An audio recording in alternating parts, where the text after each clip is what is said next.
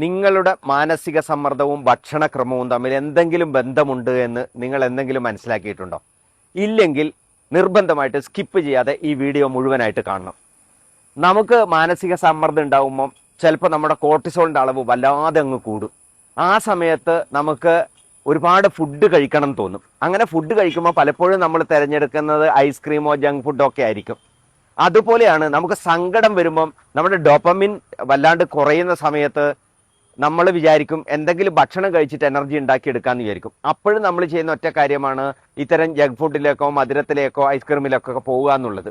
വേറൊരു പ്രധാനപ്പെട്ട കാര്യം നിങ്ങൾക്ക് എല്ലാവർക്കും അറിയാം, മാനസിക സമ്മർദ്ദം പലപ്പോഴും നമ്മുടെ വിശപ്പിനെ ബാധിക്കാറുണ്ട്. ചില ആൾക്ക് ഭക്ഷണം കഴിക്കാനേ തോന്നില്ല, അതായത് വിശപ്പ് അനുഭവപ്പെടാറില്ല. ഭക്ഷണം കഴിക്കാതിരുന്നാൽ ഉറപ്പായിട്ടും നമ്മുടെ ശരീരത്തിന് ക്ഷീണം വരികയും അത് നമ്മുടെ ആങ്സൈറ്റിക്കൊക്കെ കാരണമാവുകയും ചെയ്യും. ചില ആളുകൾക്ക് സ്ട്രെസ് ഈറ്റിംഗ് വരാറുണ്ട്, അതായത് അമിതമായിട്ട് ഫുഡ് കഴിക്കുക. അമിതമായിട്ട് ഫുഡ് കഴിച്ചാൽ ഉറപ്പായിട്ടും ബോഡി വെയിറ്റ് കൂടുകയും ചെയ്യും.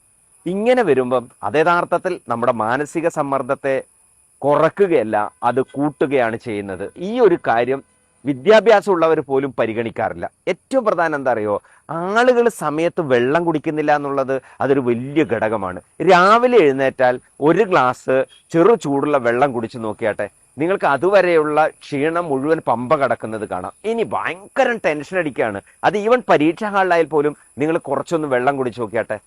നമ്മുടെ ബോഡിയുടെ പ്രത്യേകിച്ചും നമ്മുടെ തലച്ചോറിലെ കെമിക്കൽ ചേഞ്ചസ് മാറാൻ ഇതൊരു കാരണമാകുന്നുണ്ട്. ഒന്ന് ഭയങ്കരമായിട്ട് നമ്മൾ വിഷമിച്ചിരിക്കുമ്പം നമ്മളൊരു തണുത്ത വെള്ളത്തിൽ കുളിച്ചു കഴിഞ്ഞാൽ എങ്ങനെയാണോ ഒരു പ്രസരിപ്പ് തിരിച്ചു വരുന്നത്, അതുപോലെയാണ് ഒരു ഗ്ലാസ് വെള്ളം കുടിക്കുമ്പോൾ നമ്മുടെ ടെൻഷനൊക്കെ മാറുന്നതായിട്ട് നമുക്ക് ഫീൽ ചെയ്യും. ഉറപ്പായിട്ടും മാനസിക സമ്മർദ്ദം വരുന്ന സമയത്ത്, ടെൻഷൻ വരുന്ന സമയത്ത് നമ്മുടെ ഭക്ഷണക്രമത്തെ കൂടി പരിഗണിക്കേണ്ടതുണ്ട്.